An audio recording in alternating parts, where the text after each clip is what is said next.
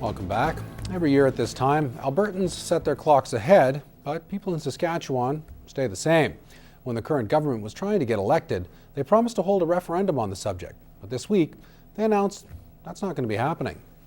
The Sask Party has seen the results of previous polls and decided to check again with the province's residents.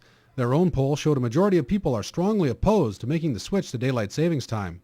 We believe the intent of the promise has been kept because of not just our poll, but the previous poll indicates similar numbers, and we believe the sample is a good size, and it's got a perspective of what the people of the province truly believe when it comes to daylight savings time. The government paid $2,500 for their poll, which is a tiny expense when compared with what a referendum would entail.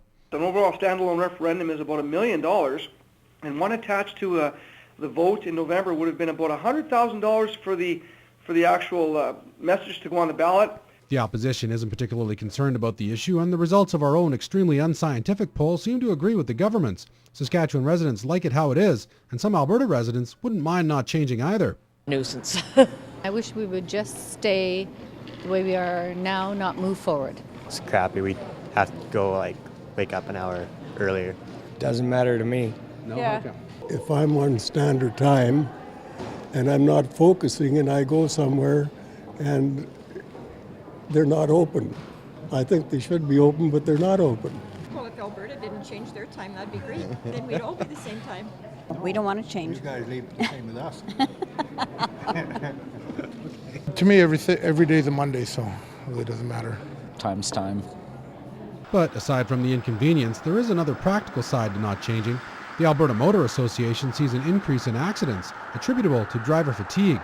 It found that traffic collisions actually increased by 8% on the Monday immediately following the weekend or the day following the weekend that we turn our clocks ahead. So for those of you who don't have to change, relax. There's no need to do anything. For those of you who do, spring forward early Sunday morning and maybe have an extra cup of coffee before you head off to work early next week.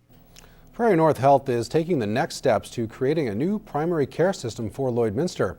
Last month, they heard presentations from both Alberta and Saskatchewan care networks, but this month, they traveled to Anchorage, Alaska to see an example of a federally funded primary health care system that's getting some rave reviews. Whitney Stinson reports. As PNHR reevaluates their system, they're looking to others who have gone through the same process. The Alaskan South Central Foundation has been in place for 13 years and serves a population of over 60,000. Some of the challenges they face are very much some of the challenges that we see in our health system on a daily basis. For instance, long wait to get an appointment to see a family physician. Now, South Central has a 91% satisfaction rating for its health system from both staff and patients.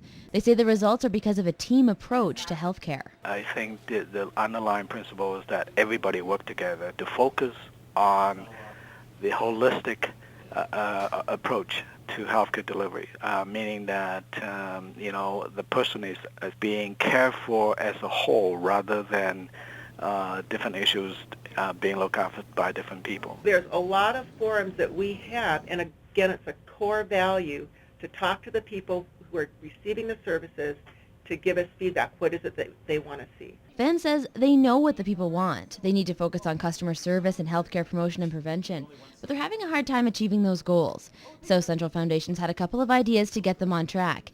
Mainly, it's about every healthcare provider in the system getting on the same page. Sylvester says it'll take sacrifice, time, and strong leadership. There's always challenges, and when you start talking about funding, there's big challenges. But where we have had to get back to when we get into these discussions where it really is a big arm wrestle is, okay, why are we here and who are we serving? We have to come back to the core answer to that question. They've hired a consultation company to begin conversations with all participants in their new PCN to uncover what the real issues are, how they can solve them, and what they'll need going forward. They hope to present a plan for PNHR on March 31st. Whitney Stinson, UCAP News. Lakeland College recently changed their environmental sciences program so that it's one diploma with 4 majors to choose from. And today, some interested parents and students got the chance to get hands-on and learn more about the program as they toured the college for EnviroSite. Jenna Bridges has that story. It's close to home, and it offers by the looks of it, an awesome course for environmental sciences. So Ethan Hutchison toured the Vermilion campus of Lakeland College to finalize his decision to enroll in the environmental sciences program offered at the school. It's pretty good. It's very informal, great facilities, and it just looks like an awesome campus. It's an opinion echoed by recent graduates of the program now working in their field of study.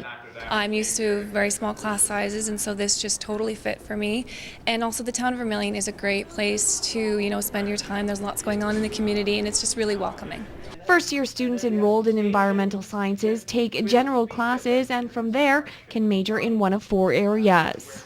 It's a good chance for students to come, talk to past graduates, sit in, talk to faculty, and sort of get a feel for what the program may be about. It really gives you hands-on experience. You're out in the field constantly. There is a great community atmosphere at this school. The professors are awesome. They're very professional, and they're also very knowledgeable in their chosen field. Next week, those interested in a career in agriculture can tour the campus for their Ag Site program.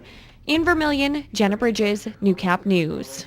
Well, there's bowling for kids and a character the kids will know, both in the Border City this weekend. With all the details on what's happening, here's Heather Clegus.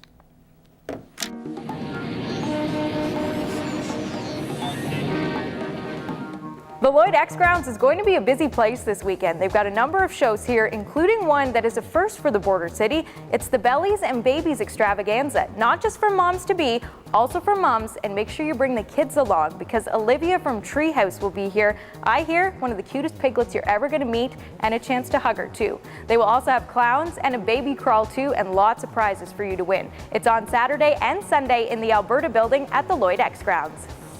Tomorrow night, you might see a bunch of people dressed up in Lloydminster. No, it's not an early Halloween celebration. It's Big Brothers Big Sisters Bowl for Kids' Sake. And this year, their theme is That's Entertainment. So lots of teams will be in costume as they head out and bowl to raise money for Big Brothers and Big Sisters. There's still time for you to get involved. If you'd like to put in a team, all you have to do is call Big Brothers and Big Sisters.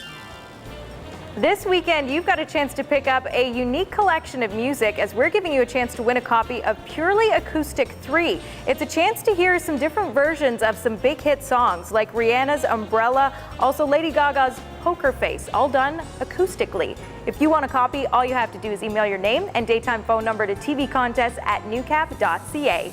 We want to say thanks to John at Universal Music Canada for hooking us up with the music.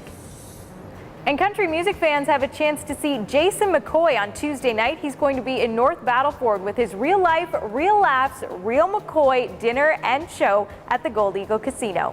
Well, whatever you choose to do this weekend, I hope you have a great one. I'm Heather Clegus, and that's what's happening.